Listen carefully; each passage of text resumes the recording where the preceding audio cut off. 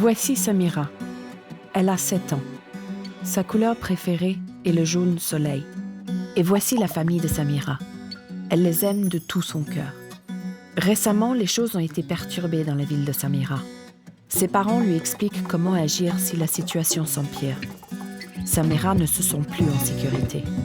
Un jour, le monde de Samira a été bouleversé. Samira ne trouvait plus sa famille. Elle était effrayée et désorientée. Heureusement, elle savait à qui demander de l'aide. Le travailleur de la protection de l'enfant a pris beaucoup de notes et l'a rassurée. Ensemble, ils se sont rendus dans un endroit pour obtenir de l'aide et Samira a reconnu certains visages. Une gentille infirmière lui demanda comment elle se sentait et lui donna à manger. Pendant ce temps, quelqu'un d'autre se chargeait de retrouver sa mère et son père. Peu de temps après, ils furent réunis. Depuis ce jour, la ville de Samira a changé et il y a de nouveaux dangers. L'autre jour, le frère de Samira a perdu son ballon et voulut aller le récupérer. Mais heureusement, Samira se rappelait à quel point il était dangereux de s'approcher des bâtiments en ruine. En fait, c'est la nouvelle maîtresse qui lui avait expliqué ces dangers. Heureusement, Samira avait pu rester à l'école après l'incident, même si l'école n'était plus pareille qu'avant. Maintenant, il s'agissait simplement d'une tante, une surveillante amicale et un espace de jeu où elle se sent en sécurité. La vie de Samira aurait pu prendre un chemin très différent. Elle a failli ne pas retourner à l'école. Son père était blessé et sa mère n'avait plus de ressources financières. Il semblerait que Samira allait devoir travailler. Le responsable du café a demandé que Samira dorme aussi sur les lieux du travail, pour qu'il s'occupe d'elle.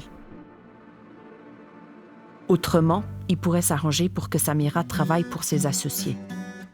Heureusement, juste au bon moment, la maman de Samira a reçu une aide supplémentaire ainsi que l'information nécessaire pour que Samira reste avec sa famille.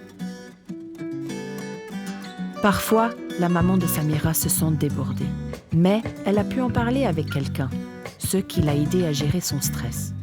Elle a aussi appris de nouvelles méthodes pour s'assurer que malgré les changements, ses enfants se sentent toujours aimés et qu'ils continuent à grandir et à apprendre comme tous les enfants devraient pouvoir le faire. Donc, en fin de compte, les choses se passent assez bien pour Samira.